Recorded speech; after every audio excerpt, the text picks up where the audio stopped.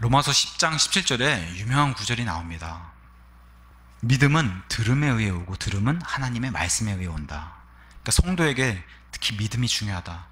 불신자에게도 구원이 전달이 되려면, 특히 믿음이 전달되려면 듣는 것이 중요하다. 보는 것보다. 이걸 성경이 증명해 주고 있습니다. 그래서 오늘은 이런 믿음에서 오는, 들음에서 오는 이런 믿음, 보이지 않는 것과 보이는 것, 이런 내용을 좀 본문을 통해서 살펴보려고 합니다. 오늘 제목을 기적을 보고도 믿지 않아 지옥으로 향하는 불신자들이라는 제목으로 함께 말씀을 나눠보도록 하겠습니다. 오늘 좀 깊이 생각해 봐야 될 문제가 있어요. 우리도 늘 고민하고 생각해 봐야 되는 그런 문제가, 믿음이 과연 무엇인가? 우리는 어떤 믿음을 소유하고 있는가? 성경이 말하는 믿음은 뭐라고 얘기해요? 보이지 않는 것을 믿는 것. 참 간단한 답입니다. 보이지 않는 것을 믿는 것.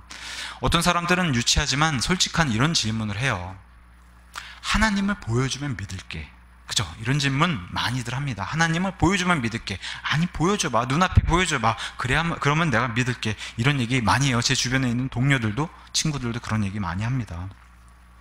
지난 시간에 우리가 살펴본 본문에서 예수님이 어떤 걸 보여주셨습니까? 나사로를 부활시켰다는 겁니다. 근데 그 나사로를 부활시킨 그 사건을 본 많은 증인이 있었다. 그 자리에 실제로.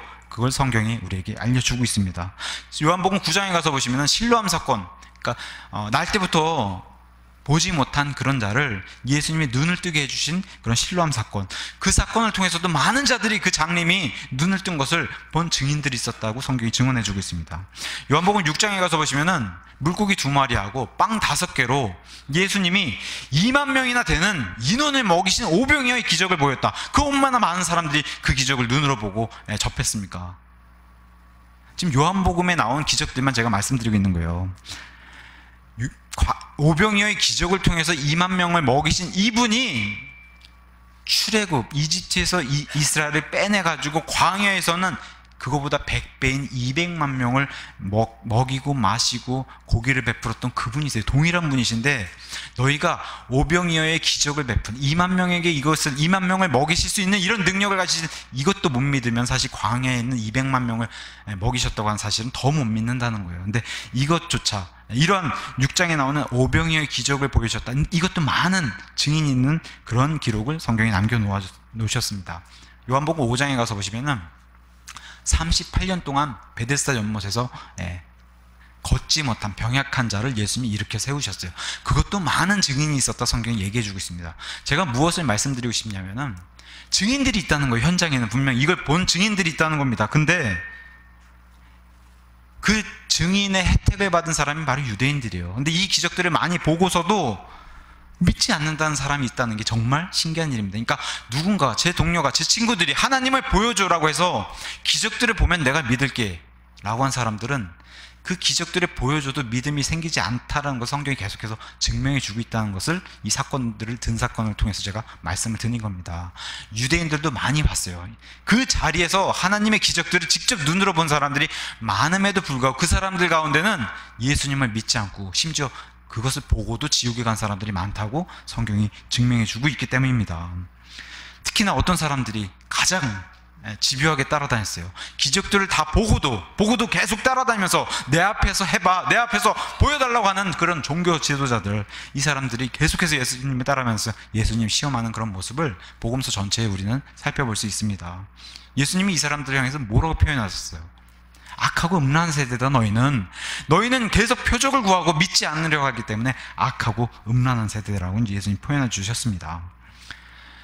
우리 예수님이 믿음이란 것은 참 쉬우면서도 어렵다라고 이제 지난 시간에도 저희가 말씀드렸는데, 이 믿음에 대해서, 또 하나님의 일들에 대해서, 구원에 대해서 너무 쉬운 예를 들어주셨어요.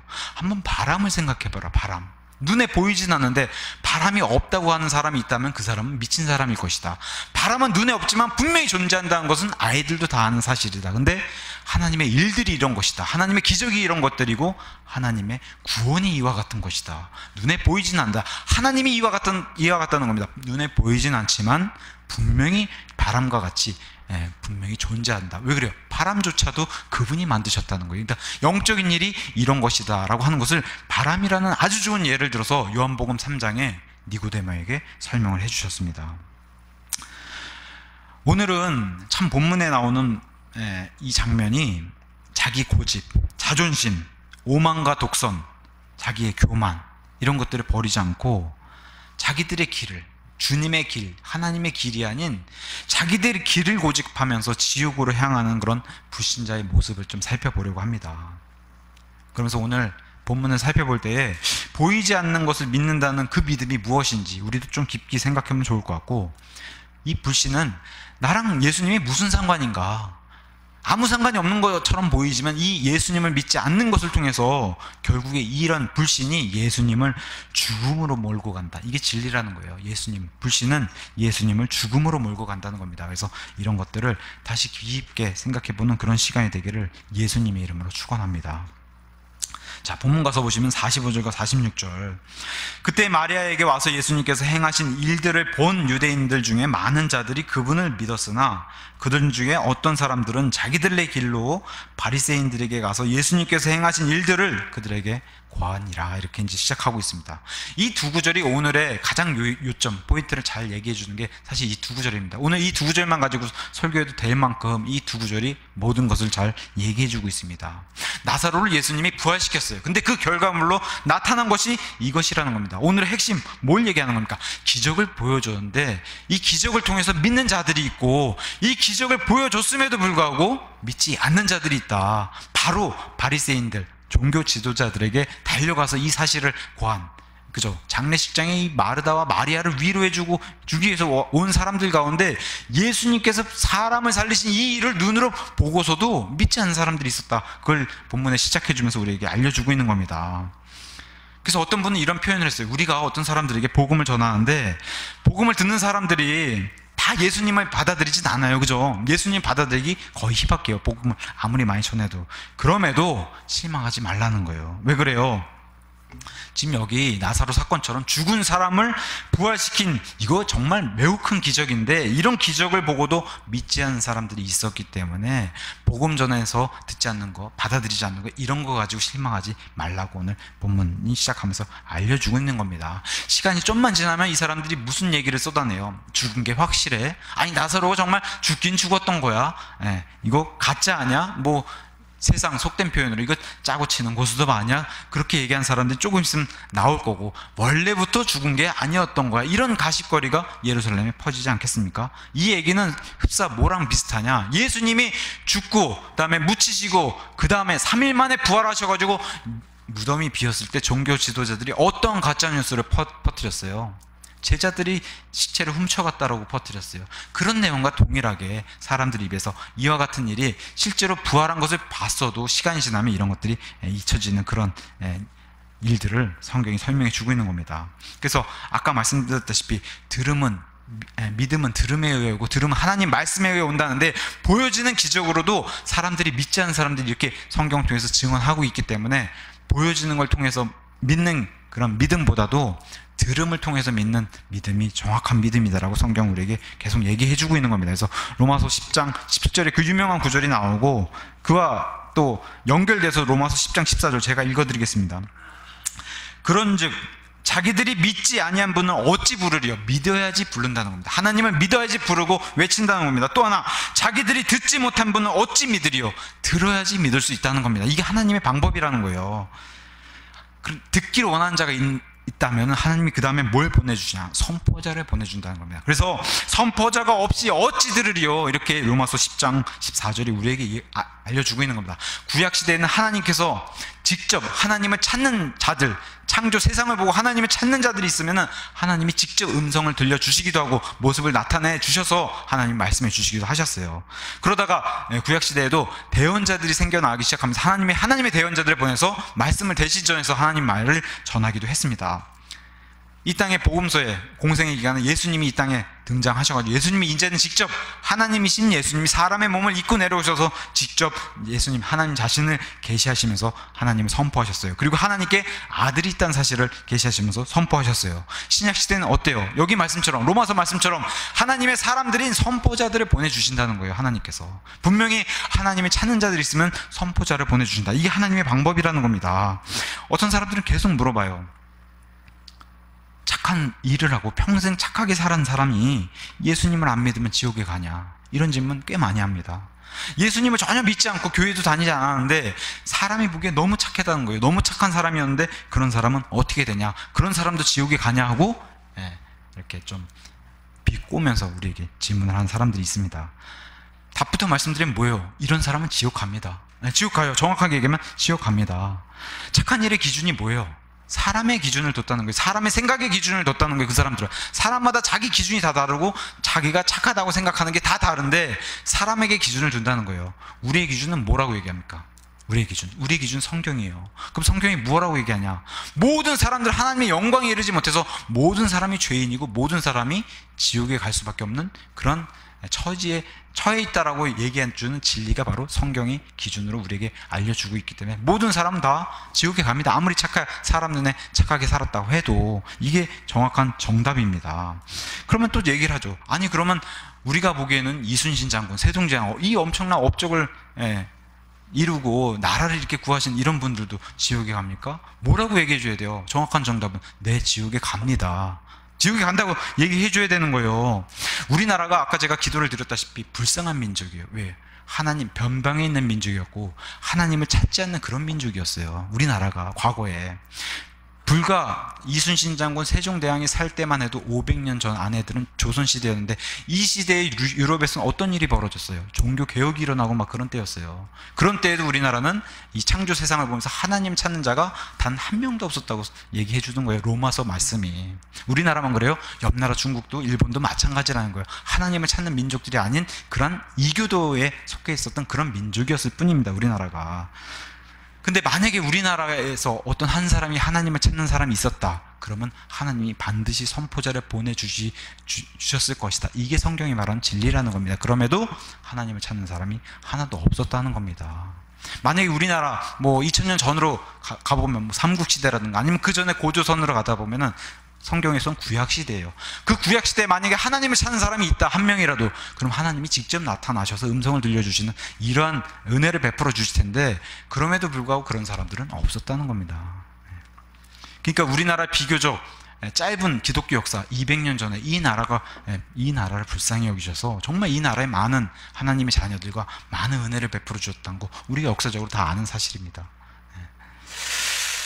자, 구약에서는 하나님의 창조 세상을 바라보면서 하나님을 찾는 자들에게 직접 하나님이 나타나시거나 하나님이 자신의 대언자들을, 구약의 대언자들을 보내셔서 말씀을 전달해 주셨어요. 이렇게 하나님을 드러내셨어요. 근데 이제는 예수님 2000년 전에 아까도 제가 말씀드렸던 우리 삼국시대 그 시대의 신약시대를 열어주시면 이제는 하나님의 아들이신 예수님을 통하지 않고서는 안 된다는 거예요. 구약에는 삼위일체 하나님에 대한 그런 교리도 명확하지 않았어요. 하나님만 찾고 하나님 부르짖으면 하나님 구원해 주셨어요. 근데 예수님 온 이후에는 이제는 안 된다는 거예요. 막무가내로 하나님을 찾으면 안 된다. 이제는 정확하게 예수 그리스도를 찾아야 된다. 이게 성경이 말하는 겁니다. 예수 그리스도를 찾아야 된다. 이런 식으로 예수님 오셔서 이 사실을 자신 스스로 계시해 주셨어요. 이걸 드러내 주신 걸 계시라고 얘기하는데 정확하게 이제는 하나님 아들을 아니고서는 구원을 받을 수 없다. 그래서 지난 시간에 나는 부활이요 생명이다. 나를 통하지 않고서는 아무도 아버지께 올 수 없다라고 하는 그 진리로 예수님이 선포해 주신 겁니다.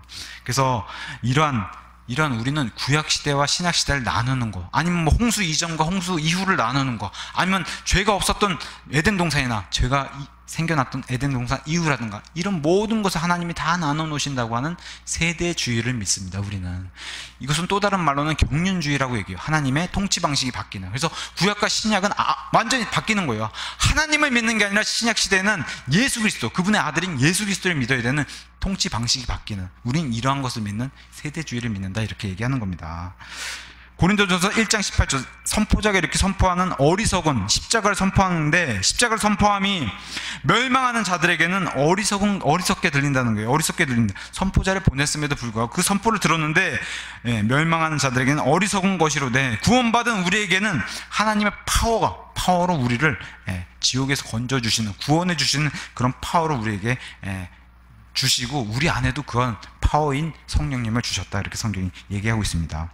근데 오늘 본문에서도 계속 하다시피 기적이냐 이런 말씀 선포냐, 이게 계속 대치가 된다는 거예요. 기적을 보여주는데도 안 믿는 사람이 발생하는데 말씀만 선포해서 이방인들은 이걸 받아들이는 교회의 놀라운 역사를 사도행전 전체를 통해서 이렇게 계속 알려주고 있는 겁니다. 기적은 순간의 관심만 보일 뿐이라는 거예요. 시간이 지나면 잊혀지고 사람들에게 머릿속에 잊혀지는 내용들이란 거예요. 보이는 것을 통한 이런 믿음은. 근데 이 시간에도 지금 예수님 2000년 전이나 2000년이 지난 이 시간 지금까지도 뭘로 가능하다는 거예요? 설교 말씀만으로도 가능하다는 겁니다. 말씀만으로 나사로를 이렇게 세우신 그분께서 이 시간에도 충분히 말씀만으로도 사람을 변화시킬 수 있고 구원시킬 수 주실 수 있다. 하나님 방식이 전혀 변하지 않았다는 사실을 성경을 통해서 오늘 본문도 우리에게 알려주고 있는 겁니다.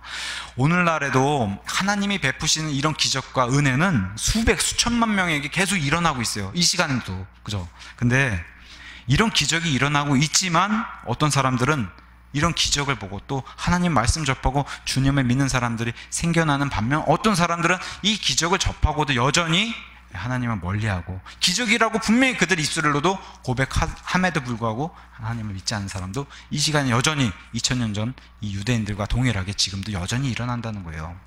그래서 어떤 박사님이 이런 얘기했어요. 로봇으로 이렇게 손가락을 구부리는 걸 누가 이렇게 시연이라도 하면은 굉장히 난리가 난다는 거야. 이런 기적이 있나? 왜냐면 컵 같은 거 이렇게 잡으면은 세게 잡으면 컵이 깨질 것이고 약하게 잡으면 컵이 안 들릴 텐데 로봇이 적당한 힘으로 컵을 잡고 딱 들어 올리면은 이건 기적이라고 박수를 친다는 거예요. 근데 그 박사님이 이렇게 얘기했어요. 사람 손이 이렇게 구부러지는 게 훨씬 더 기적이다. 이 안에 혈액이 있고 이 약한 피부가 감싸고 있고 이렇게 자유자재로 힘도 줄 수 있는 이게 훨씬 더 큰 기적인데 사람들은 로봇에 더 관심을 가지고 있다는 거예요. 이게 훨씬 더 큰 기적인데 지금도 이게 일어나는 기적이고 이게 하나님의 기적인데 이 기적을 어떤 사람은 느껴서 하나님을 믿는 사람이 있는 반면에 어떤 사람은 이 기적을 보고도 기적이라고 고백함에도 불구하고 하나님을 믿지 않는 사람들이 지금 이 시간에 있다는 겁니다. 그래서 안타깝게도 11장 45절에 이렇게 얘기합니다. 46절에 어떤 사람들은 주님의 길, 하나님의 길이 아니라 자기들의 길로 갔다는 거예요. 자기들의 길. 자기들의 길이란 표현 사도행전 14장 16절에 동일한 이런 표현이 등장합니다. 사도 바울이 1차 선교여행을 바나바랑 떠났어요. 그래서 루스드라라고 하는 터키, 지금의 예전 소아시아 중앙지역, 지금의 터키 중앙지역에 가가지고 루스드라에서 발이 허약한 자를 이렇게 세웠어요. 그랬더니 사람들이 그냥 바나바, 바울에게 절을 하면서 신이 내려왔다라고 이렇게 경배하는 이런 일이 벌어졌는데 그때 사도 바울이 선포를 합니다. 지나간 때에는 이와 같이 너희들의 자기들의 길로 가도록 하나님께서 내버려 두셨지만 이제는 신약 시대가 열리고 예수님이 죽고서 부활한 이후의 신약 시대이기 때문에 이제는 하나님이 그렇게 가만 놔두시지 않고 말씀을 선포하고 회개해서 돌이키라고 하는 이러한 말씀 선포를 너희 회개하라고 하는 그런 말씀을 전하는 이 사도 바울의 그 사건이 등장하는데 그때 등장한 길이 바로 이런 거예요. 하나님의 길이 아니라 전부 우리 민족도 그렇고 이 루스드라의 이 민족도 그렇고 이스라엘 민족이 아닌 다른 모든 이방인들은 다 자기들의 길로 걷는 그러한 자들이었다. 근데 여기 본문도 오늘 동일하게 예수님께서 나사로를 부활시킨 이걸 눈으로 보고서도 돌이켜서 주님의 길로 들어서지 않고 자기들의 길로 간 사람들이 있었다라고 성경이 본문의 시작에 알려주는 겁니다. 이 자기들의 길은 성경이 말하는 최초의 자기 형제를 죽인 가인의 길이라고 또 성경이 설명해 주고 있고 이스라엘 사람들이 음행과 우상숭배와 이런 것들을 하게 이스라엘을 저주했던 대언자 발람의 길이라고 설명해 주고 있고 예수님의 12제자 가운데 공생의 3년 반 동안 엄청난 기적을 바로 옆에서 경험한 가룟 유다의 길이라고 성경이 알려주고 있는 겁니다. 하나님의 의를 입고 구원을 받으려면 일단 사람이 겸손해야 돼요. 근데 여기 있는 사람들이 지금 보여주는 거, 또 이 시대에 많은 사람들이 구원받지 못한 이유가 뭐예요? 자기의 의의가 높은, 자기들의 길에서 자기의 의를 높이 세우고 하나님보다 더 높이 세우는 교만함 때문에 구원받지 못한다 이렇게 얘기하는 겁니다. 그래서 로마서 10장 1절에서 3절 제가 읽어드릴게요. 이스라엘의 이런 경우를 사도 바울이 예를 들면서 내가 그들에 대해 증언하노니 그들 이스라엘이 하나님께 대한 열심도 있고 지식에 따른 열심도 있고 종교적인 열심이 대단한 민족인데 지식에 따른 잘못 알고 있다는 거예요.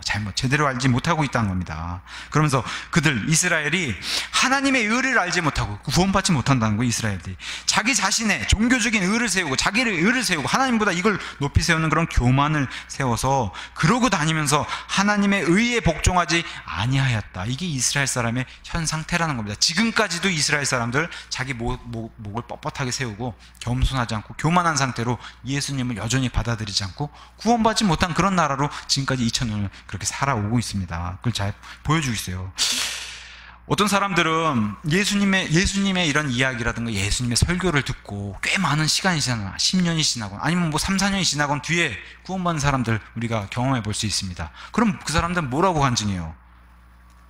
그때는 예수님을 제가 알지 못했어요. 들었는데 예수님 몰랐습니다. 근데 몇 년이 지나고 나보니까 이제 구원받고 보니까 제 자신이 내 의를 세우고 제가 교만했습니다. 예수님 앞에 겸손하지 못했습니다. 이런 고백들 한 거 우리가 간증으로 들어볼 수 있습니다. 그 자기 의라는 게 뭐예요? 나 자신이 착하다는 거예요.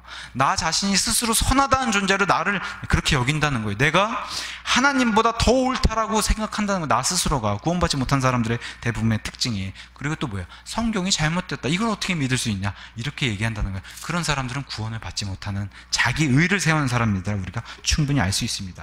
불신자들에게 이런 태도가 나오는 거 너무 당연한 일인데, 심지어 믿는다고 하는 성도들이 교회 안에서도 이런 모습이 나올 수 있기 때문에 조심해야 된다.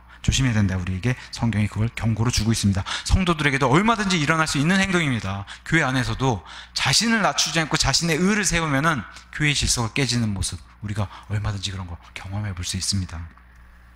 자, 47절에 가서 보니까 이에 수제사장들과 바리새인들이 공회를 모았다고 했어요. 공회를 모으고 이르되 이 사람이 많은 기적들을 행하니 우리가 어떻게 하리요? 공회를 모았다고 얘기했어요. 여기 나오는 공회가 그 유명한 산헤드린 공회입니다. 민수기 11장 24절에 모세가 너무 일들이 많아져가지고 자기 혼자 해결하지 못할 때 그의 장인 이드로가 모세에게 얘기를 했어요.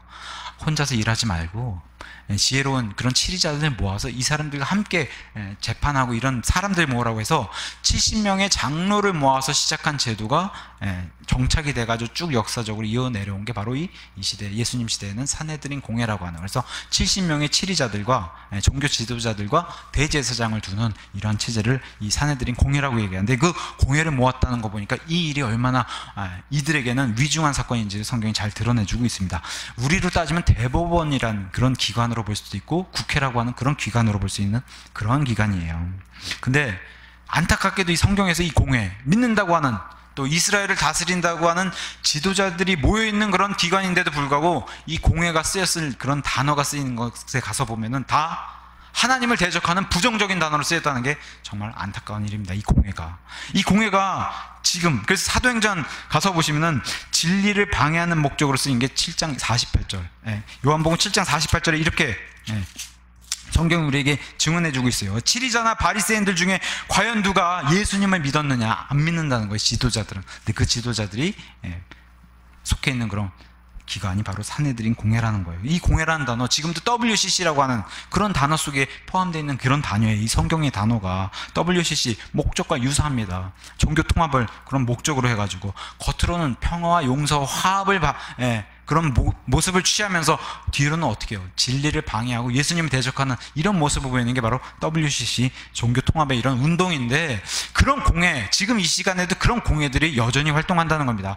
이것은 그 배경 뒤에 마귀가 활동하는 그런 공회라는 거예요. 그런 단체로 성경이 우리에게 알려주고 있습니다. 근데 이 사람들이 참 좋은 질문을 던졌어요. 이 사람이, 예수님이 많은 기적들을 행하니, 이거 분명히 이 사람들도 알고 있는 사실이에요. 그러면 이렇게 질문을 이렇게 던졌어요. 우리가 어떻게 하리요? 참 좋은 질문이에요. 어떻게 해야 돼요? 이분이 성경에 기록된 그 메시아로 받아들이고 믿기만 하면 돼요. 이 사람들도 이렇게 질문 던졌으면은. 사도 베드로가 교회가 처음 시작한 오순절날 말씀을 선포하고서 그 말씀에 찔려가지고 3,000명이 되는 사람들이 뭐라고 사도들에게 질문을 던졌어요. 그러면 우리가 어찌해야 되냐? 똑같은 질문을 던졌어요. 그때 사도 베드로가 뭐라고 했어요? 마음을 돌이켜 회개하고 회심해서 예수 그리스도의 이름으로 용서와 죄들의 용서를 받고 침례를 받으라고 하는 이 말씀 선포를 통해서 3,000명이 구원받는 그런 일들이, 아름다운 일이 벌어졌고, 우리가 잘 아는 사도행전 16장에 가서 보시면 빌립보 간수가 등장합니다.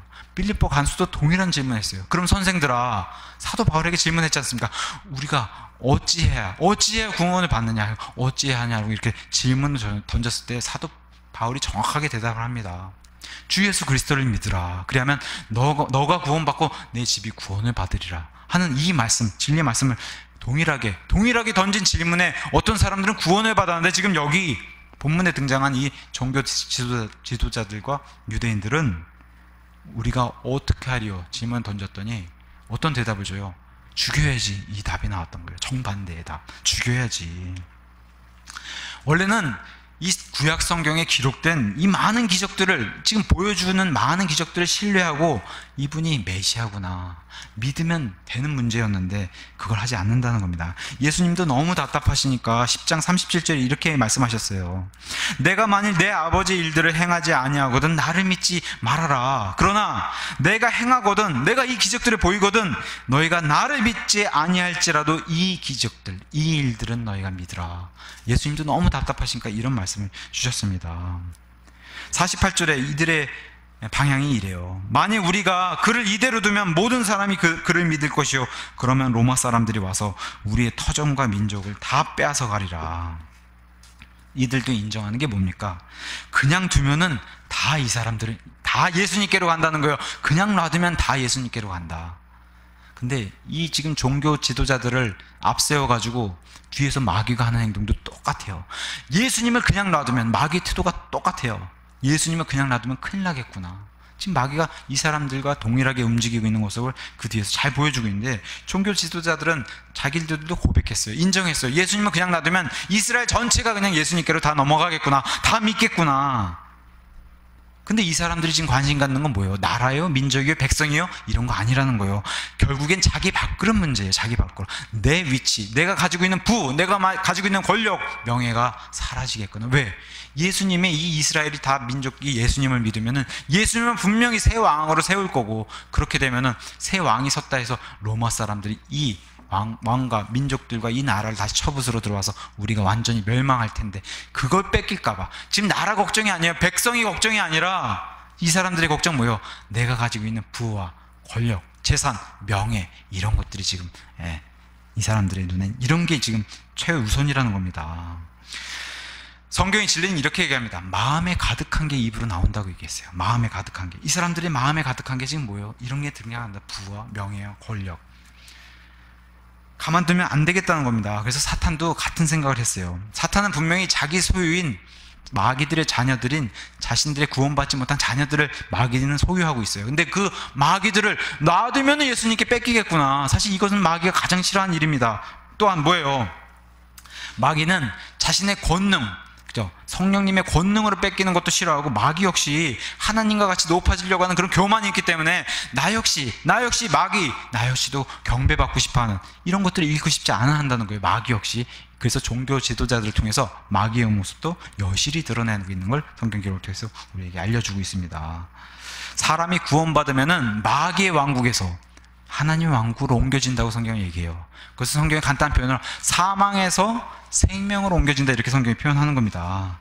마귀는 심지어 사람에게 너희가 종교적인 사람이 돼도 돼, 허락을 해요. 허용합니다. 너희가 열심을 내서 성경책 많이 읽어도 돼, 허용해요. 근데 구원은 받으면 안 돼. 이건 마귀가 허용하지 않는 것입니다. 이런 것들을 어디서 우리가 알 수 있습니까? 사람들과 이렇게 대화해 보면은 모든 대화는 다 허용하는데 종교 대화에서는 특히 복음을 전하면 탁 막혀요, 대화가. 이게 바로 마귀가 싫어하는 일이라는 것을 여실히 우리 생활에서도 드러내주고 있는 겁니다. 영어 영문과 수업을 받다 보면 이런 수업을 받아요. 미국의 에티켓, 문화에 대해서 수업을 받는데 그 미국의 에티켓 가운데 가장 첫 번째가 뭐라고 얘기하냐면은, 처음 만난 사람들 앞에서 그 대화하는 가운데 종교하고 정치 얘기는 절대 꺼내지 말아라. 이게 미국인의 에티켓이에요. 그거 먼저 알려줘요. 그러니까 절대로 종교 얘기, 정치 얘기도 마찬가지지만 종교 얘기는 절대 꺼내지 않는다. 왜? 마귀가 싫어하기 때문에. 이 세상의 신인 마귀가 싫어하는 일이기 때문에 복음이 들어간 이런 일을 싫어한다는 겁니다. 그러면서 이러한 사망의 권능을 가진 자라고 성경이 히브리서 2장 14절과 15절에 이렇게 얘기하고 있습니다. 그런즉 자녀들은 살과 피에 참여한 자들이므로 그분도 마찬가지, 예수님도 마찬가지로 같은 것의 일부, 이 몸만 취하셨으니 이것은 그분께서 죽음을 통해 죽음의 권능을 가진 자, 곧 마귀가 바로 죽음의 권능을 가진 자라고 성경이 설명해 주세요. 이 마귀를 멸하시고 또 죽음을 두려워하여 평생토록 속박에 얽매인 자들을 건져내려 하시니라 라고 성경이 우리에게 증명해 주고 있는데, 마귀가 어떤 걸 가져온다고 얘기해요? 예수 그리스도가 이런 것들을 승리했는데 마귀는 이 죽음의 권능을 가지고 사람을 사망의, 죽음의 이 살해의 협박으로, 죽음의 협박으로 사람을 속박 가운데로 밀어넣는 그런 존재가 바로 마귀라고 성경이 설명해 주고 있는 겁니다. 말을 듣지 않으면 죽이겠다라고 위협하는 거예요. 이런 것들은 우리가 보는 공산주의라든가 아니면 독재국가라든가 아니면 전체주의, 우리 중세시대의 교황이 다스리던 그런 나라에서 우리가 다 살펴볼 수 있었습니다. 말을 안 들으면 그냥 죽이는 거예요. 이게 바로 마귀의 체제다라는 것을 우리 역사를 통해서도 알 수 있습니다. 그래서 중세 천주교를 가서 살펴보면은 신부들이 협박을 해요. 사제들이 협박을 해요. 백성들을 뭐라고? 내 말을 안 들면, 종교적인 이 말을 안 들면은 너희가 죽는다. 그래서 통제하는 이런 것들을 사제가 협박을 하고, 사제들은 누구에게 빈다고 그런 식으로 교리를 만들어요. 좋은 사람이 보기에 성인들, 천주교에선 그 성인들을 만들어내지 않습니까? 그 성인들에게 사제들이 빌어서 성인들이 기도를 들어주고, 또 성인들은 천사들에게 기도를 하고, 또 천사들은 하나님께 기도를 하고, 하나님은 마리아에게 기도를 해서 결국에는 지옥으로 보낸다고 하는 이런 가짜 교리들을 퍼뜨려서 중세시대의 많은 사람들을 이 사망 가운데 속박으로 밀어넣는 그런 것을 역사적으로 살펴볼 수 있습니다. 천주교는 대표적인 행위구원의 그런 종교를 강조하고 있죠. 그래서 이런 종교의 위선을 보여주는 좋은 예로 미국 유타주에 가서 보시면 몰몬교라고 하는 이런 교단이 있습니다. 근데 참 아이러니해요. 자기들은 정말 사람 눈에 보기에 이렇게 종교적인 사람들이 없어요. 이렇게 좀 믿음에 투철하다고 해야 되나? 그런 사람들이 없는데, 이 유타주가 미국에서 가장 포르노를 많이 보고 가장 아동학대를 많이 하고 가장 이혼율이 높은 그런 주로 통계적으로 나와 있습니다. 정말 아이러니하게 이런 것이 바로 종교의 위선으로 잘 드러나는 것 같습니다. 이슬람 같은 사람들의 교리는 어떻습니까? 또 이 사람들이 구원받아서 천국이라고 하는 낙원에 가면은 이 70명이 넘는 처녀들을 거느리면서 자기 아내로 삼고서 영원히 즐긴다고, 이런 데 소망을 두고 사는 게 바로 이슬람이에요. 그러니까 이런 종교, 행위 구원을 통한 종교의 위선을 우리는 살펴볼 수 있는데, 이런 것들은 마귀가 뒤에서 사망을 통해서 사람들을 속박 가운데 가둬둔 이런 것을 우리가 잘 살펴볼 수 있습니다. 근데 이런 마귀가 두려워하는 게 뭐냐? 성도들이 가지고 있는 믿음의 확신, 그 뭐예요? 영원한 생명이 있다는 거, 이런 것들을 마귀가 두려워한다는 거예요. 죽음이 끝이 아니다, 이러한 성도들을 마귀가 두려워한다는 겁니다. 그래서 이런 것들은 예수님이 시작으로 이런 본으로 보여주셨습니다. 사도들도 많은 이런 본으로 죽음이 끝이 아니다, 영원한 생명이 있다, 이것을 사도들 통해서 본으로 보여주시고, 많은 우리의 믿음의 선조들이 이런 것들을 많이 보여줬어요. 천주교에서도, 천주교의 항거에서 죽음을 택하더라도 죽음이 끝이 아니다, 영원한 생명이 있다. 사실 마귀가 제일 두려워하는 것은 바로 이런 것들이라고 역사적으로도 우리에게 알려주고 있습니다. 여기 지금 본문에 나오는 이 종교 지도자들이 어리석게도 착각하고 있는 게, 지금 자신들이 아직도 나라를 여전히 자신들 소유로 가지고 있는 것을 지금 착각하고 있는데, 성경은, 특히 역사는 뭘 설명해 주고 있습니까? 이미 바빌론, 포로 이후부터 이스라엘은 자기 땅을 가지고 있는 적이 없어요. 계속해서 바빌론이라든가 메데 페르시아라든가 아니면 그리스, 지금 현재 예수님 당시에 로마의 속국 식민지 상태였는데 터전과 민족을 잃은 그런 상태로 계속 지내고 있는데도 불구하고 자신들이 그 땅에 살고 있으니까 여전히 자신들이 소유라고 생각하는 착각을 벌이고 있다는 거예요. 그래서 예수님도 카이사르의 형상을 가진 동전 얘기를 하셨다시피, 카이사르의 그런 동전을 유통되는 그런 로마의 식민지 상태에 살고 있는 그런 이스라엘의 상태를 성경이 알려주고 있는데, 그럼에도 이 종교 지도자들이 여전히 자기네들이 이 나라를 다스리고 있다고 하는 그런 어리석음을 엿볼 수 있습니다. 그래서 오늘날에도 이런 비슷한 어리석은 자들이 있다는 거예요. 그건 뭐냐? 예수님을 믿으면 내가 잃을 게 너무 많아, 사업적으로 잃을 것도 너무 많고 내 생활에 잃을 게 너무 많아, 이렇게 얘기한 사람들이 꽤 많다고 얘기를 해요. 이 땅에 좋은 것들이 많으니까 나는 예수님 필요 없어, 내 집이 더 좋아, 천국보다 내 집이 더 좋아, 이렇게 얘기한 사람들이 많다고 얘기해요. 제가 아는 어떤 선배는 이런 얘기를 합니다. 예수님을 믿으라고 좀 이렇게 말씀을 가서 전하면은, 내가 예수님을 믿으면은 착하게 선하게 살아야 하기 때문에 안 믿고 싶지 않다, 내가 마음껏 죄를 지고 싶고 내가 마음껏 내 마음대로 살고 싶은 게 내 지금 원하는 삶이다 라고, 이렇게 어찌 봐선 솔직하게 그렇게 얘기하는 거예요. 근데 이 사람 양심도 알고 있는 거예요. 예수님을 믿으면 착하게 살고 뭔가 그런데 얽매여야 된다는 사실 아니까 그게 싫어서 예수님 믿기 싫다. 그러면서 뭐라고 얘기해요? 죽기 직전에 믿을게, 노인 되면 다시 나를 전도를 해줘, 이렇게 저한테 부탁을 하더라고요. 근데 참 성경에 진리가 있죠. 오늘 밤에 그 생명을 취해 가시면 그러면 그 혼이 어디로 갈지, 참 이런 질문도 우리가 생각해 봐야 됩니다. 이 땅에 좋은 집, 뭐 좋은 부, 재산, 명예, 학식 이런 것들은 다 불타는 곳으로 던져진다고 성경이 우리에게 증명해 주고 있습니다. 그래서 현명한 사람은 예수님을 믿고 구원받아서 이 땅의 것들이 아니라 하늘의 것들에 소망을 두는 자가 현명한 사람이라고 성경은 얘기하는 겁니다. 자, 49절에서 50절에 이렇게 얘기합니다. 그들 중에 한 사람으로서 그의 대제사장인 가야바라는 자가 그들에게 이르되 너희가 결코 아무것도 알지 못하며 또 한 사람이 백성을 위해 죽어서 온 민족이 멸망하지 않게 되는 것이 우리에게 유익한 줄 깊이 생각하지 아니한도다. 우리가 사극 같은 거 보면은 악역을 담당한 사람이 이렇게 등장해요. 뭐 좌회전이나 이런 사람이 등장해서 얘기할 거예요. 이 답답한 사람들, 이것도 모르고 지금 당신들이 지금 놓치고 있는 게 있어.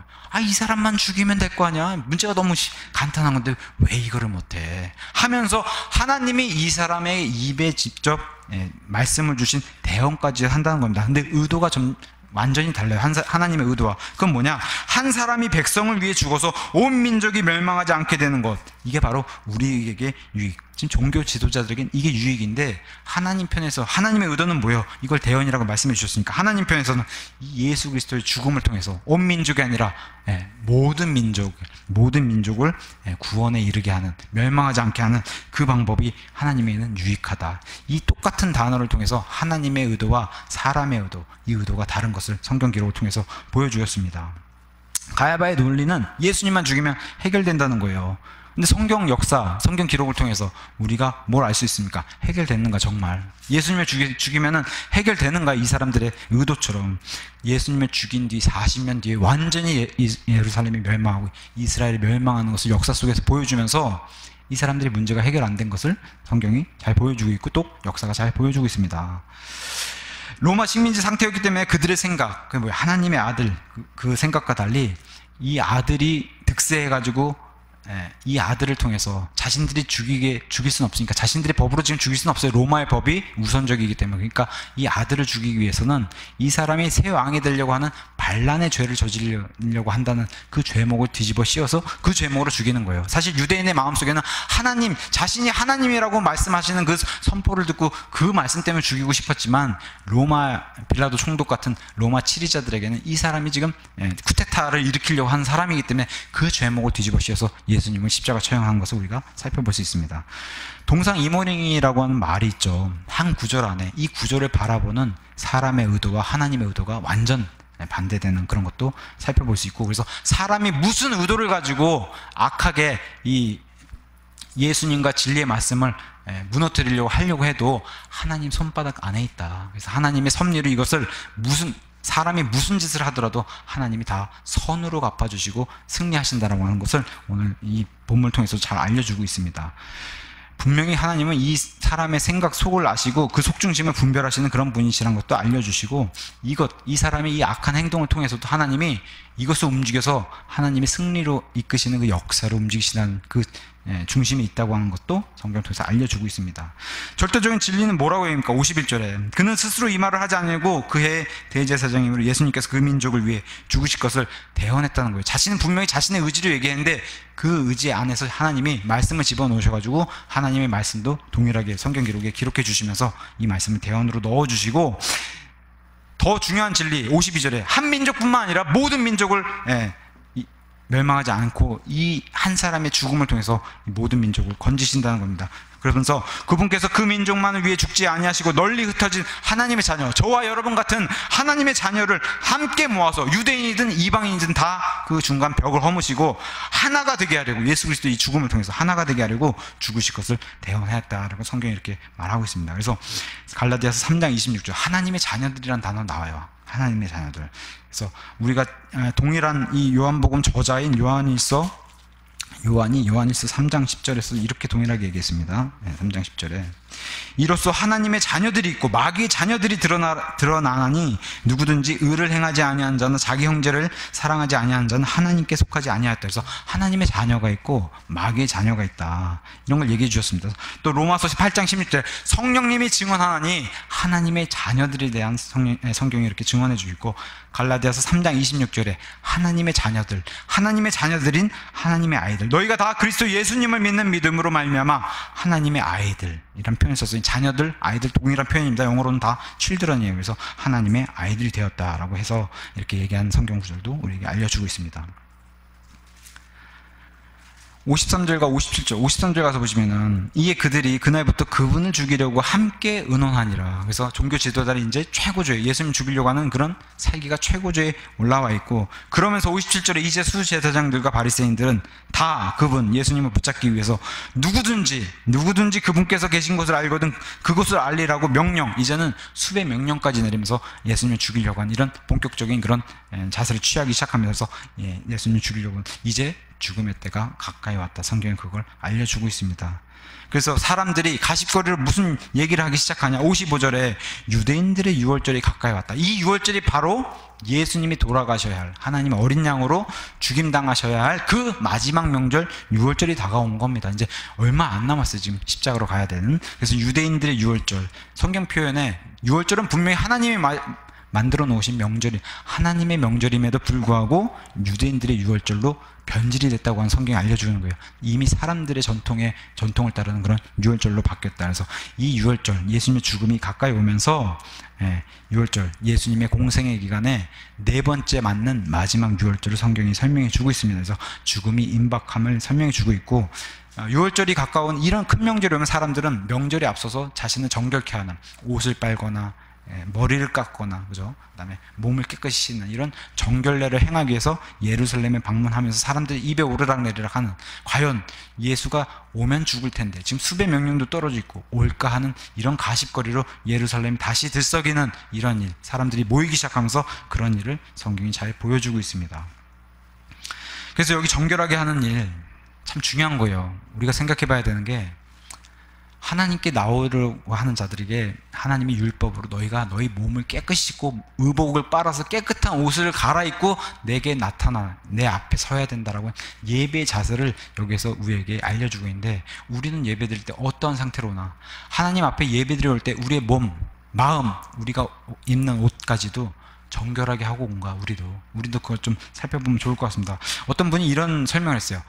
선보거나 아니면 데이트하거나 이럴 때는 막 자기 옷을 신경 써서 그렇게 꾸미고 나가는데, 하나님께 예배 드리러 올 때는 그렇지 못하다는 거예요. 근데 분명히 성경은 하나님이 원하시는 그런 예배자의 이런 자세는 의복까지도 하나님이 굉장히, 구약시대의 율법으로는 의복까지도 하나님이 이렇게 꼼꼼히 율법으로 남겨주셨는데, 우리는 과연 자유가 있지만, 무슨 옷을 입을 자유가 있지만 하나님 앞에 우리는 어떠한 마음과 어떠한 상태로 우리는 나오는가, 이런 것도 좀 생각해 보면 좋을 것 같습니다. 그래서 54절에 가서 보시면 이제 예수님의 죽음이 임박했고 십자가에 달리셔야 하기 때문에 그러므로 예수님께서 다시는 유대인들 가운데 드러나게 다니시 아니하셨어요. 왜냐하면 드러나게 보이시면 이제 죽음으로 가야 되니까, 유대인이 없는 땅, 에브라임이라고 하는 사마리아 땅, 유대인들이 사마리아 땅은 안 들어가잖아요. 그래서 이 땅에 숨어 계시다가 이제 유대인의 명절을 지내러 이제 예루살렘에 들어가는 것을 오늘 본문이 마무리하고 있습니다. 결론을 말씀드리겠습니다. 성경이 말하는 믿음의 정의가 무엇인가, 다시 말씀드리지만 보지 않고 믿는 거예요. 보이지 않는 대상을 믿는 거, 이게 바로 성경이 얘기하는 믿음입니다. 그리고 우리는 더더군다나 하나님의 숨을 불어넣어주신, 하나님의 영감으로 기록된 선물로 주신 성경이면 충분하다는 겁니다. 어떤 기적이 없어도 성경이면 충분하다는 겁니다. 이 안에 기록된 말씀을 보고 우리가 부활한 나사로를 보지 않았어요. 뭐 오병이어 기적 보지 않았어요. 그런 걸 겪지 않았지만 그럼에도 불구하고 믿는 겁니다. 우리는 이 기록을 통해서 믿는 거예요. 보지 않았지만 믿는 겁니다. 보는 것으로 믿음이 생기기 대단히 어렵다고 하는 것을 오늘 본문도 얘기해 주는 거예요. 나사로 부활 이런 거 보여줘도 믿지 않는 사람들이 있다는 거예요. 보이는 거를 통해서 믿는 것, 그런 기적을 통해서 믿는 것은 아주 낮은 믿음이라고 얘기하는 거예요. 아주. 그럼에도 그런 걸 보고서도 믿으면 다행이죠. 근데 그걸 보여줘도 믿지 않는 사람들이 생기니까 이게 심각한 문제라는 겁니다. 그 후손들, 지금 2000년 전에 예수님이 보여주셨던 이런 기적을 봤음에도 믿지 않는 이 후손들이 지금 현재 이스라엘 모습 어때요? 하나님 믿는 사람 거의 없는, 아주 극소수의 사람은 유대교를 믿고 있고, 그 종교를 믿고 있는 사람들조차도 예수님을 인정하지 않고 믿지 않으니까 다 지옥으로 갈 수밖에 없는 그런 불신자들의 상태입니다. 지금 이스라엘 상태가. 그럼 여기다가 더해 지금 하나님이 가장 미워하시는 그런 동성애 축제가 전 세계에서 가장 크게 열리는 데가 바로 이스라엘 텔아비브 그 도시에서 열리고 있다는 사실이 참 안타까운 그런 것을 우리에게 알려주고 있습니다. 그러니까 하나님이 저 나라를 다시 건국하게 48년의 건국도 다시 세워주셨고 그 뼈들이 다시 마른 뼈들이 부활하게 해주신 그런 기적과 은혜를 베풀어 주셨음에도 불구하고 하나님을 믿지 않는다는 겁니다. 시간이 좀 지나면 다 우리가 했지 하고 우리가 이루었다라고 그런 교만이 쓴다는 겁니다. 그렇게 교만하게 살고 있다는 겁니다. 그래서 결국 저렇게 살지 않다가 회개하지 않으면은 성경 오늘 본문 얘기하는 것처럼 자기들의 길로 간다는 겁니다. 자기들의 길로 스스로 지옥으로 갈 수밖에 없는 그런 종착지의 지옥으로 또는 그 지옥으로 가서 하나님의 심판을 기다리다가 그래서 심판을 크고 흰 왕좌 심판을 받고 영원한 불옷으로 가는 것이 이게 성경이 말하는 진리입니다. 불신자들이 자기 길로 들어서서 불편한 진실이라고 얘기하잖아요. 이게 사실 진실입니다. 불편해도 이게 진실이에요. 예수님을 믿지 않고는 지옥으로 갈 수밖에 없다. 나올 수 없는 영원한 불 속으로 들어갈 수밖에 없다. 아무리 하나님의 백성 이스라엘이지만 제가 기도 시간에도 말씀드렸다시피 이게 대한민국이라고 예외가 아닙니다. 한국 기독교 역사 간단히 살펴보면은 약 200년 전에 우리나라 이 조선 왕조 실록에 기록된 1816년 순조 때 영국에서 함선이 중국을 들어왔던 함선이 우리나라에 이제 전국에 파견됐다가 우리나라 서해안 일대를 지도를 만들기 위해서 탐험하면서 해도를 작성 중에 지금 서해안 서천 마량진에 들어와서 우리나라 사람을 처음 접했어요. 이 영국 함선이. 그때 우리나라 사람에게 그 지역에 있는 치리자에게 준 그 선물로 주고 간 게 바로 1611년판 킹제임스 성경을 주고 갔어요. 이게 우리나라에 처음 들어온 성경입니다. 묘하게도. 근데 이 성경이 영어로 돼 있으니까 읽을 수도 없고 그런 책으로 그냥 가지고 있었어요. 그러다가 그 후에 이제 50년이 지난 뒤에 1865년 이제 아펜젤러 또 우리가 잘 아는 언더우드 이런 선교사를 통해서 본격적으로 이제 기독교 역사가 우리나라에 시작하게 됩니다. 그래서 기독교 국가라고 소위 말해 그렇게 말할 수 있을 정도로 성도수가 많은 나라로 이제 우리나라가 부흥하게 됩니다. 정말 이 불쌍한, 이 먹을 것이 없고 이 불쌍한 이런 나라에 빛을 주셔가지고 일제 식민지를 거쳐서 이 남한, 북한 빼고 이 남한은 광복 75주년, 건국 72주년을 맞이하는 전 세계 전무후무한 그런 한강의 기적을 이룬 그런 눈부실 발전을 이룬 그런 동양의 유대인이라고 불리는 동양의 이스라엘이라고 불리는 그런 나라로 이렇게 하나님이 만들어줬어요. 세워주시고 북한과의 차이를 보면 진짜 하늘과 땅 차이 아닙니까? 우리나라 보면은 아주 답이 간단했어요. 하나님 때문에 하나님 믿어서 하나님 때문에 잘 사는 나라가 된 거예요. 우리나라가.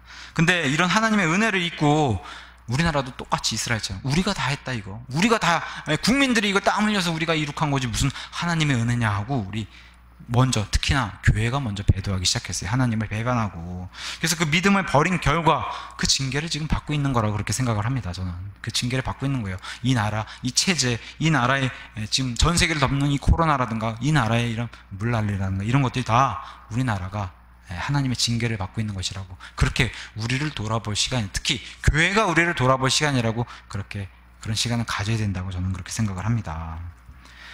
지난 주말에도 무슨 목사들의 성범죄와 돈 이런 특히나 수십 년 동안 여자 성도들을 이렇게 성관계를 갖고 성관계를 가져야지 구원을 얻는다라고 이런 말도 안 되는 교리를 퍼뜨려서 지금 복역하고 있는 그런 뉴스가 지난주에도 떴고 지금 성도들이 세상에 범죄를 저지르면서 많은 연예인들이 그냥 입술로는 예수님 찬양하고 아버지를 찬양하는 그런 시상식에 그런 소감을 하면서도 뒤에 가서는 전부 마약 사범으로 구속되질 않나 이런 뉴스들이 지금 홍수처럼 넘쳐나는 그런 시대에 믿는 자들도 세상에 지탄을 받는 그런 시대에 우리가 살고 있어요. 그러니까 지금이 바로 회개하고 돌이켜야 될 때가 아닌가 그렇게 보여집니다.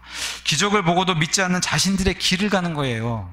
그런 불신자들의 지옥으로 향하는 불신자들을 이렇게 오늘 본문을 통해서 보여주면서 우리는 주님의 길을 가고 있는 성도들입니다. 주님의 길을 가고 있는 성도들인데 우리에게도 혹시 이런 모습이 나오진 않는지 교만하거나 하나님을 저버린다든가 기적을 보고도 아니면 말씀을 통해서 이런 것들 믿지 않는다든가 믿음이 약해진다든가 아니면 믿지 않는다든가 이런 모습이 나오고 있진 않는지 교만을 미워하고 겸손하게 나를 낮추는 그러한 나를 돌아보는 그 시간을 가져야 될 때예요. 우리가 다 잘못한 겁니다. 내가 뭘 잘못했어? 우리 교회가 뭘 잘못했어? 이런 자세는 아무 도움이 안 돼요. 우리가 다 잘못한 거예요.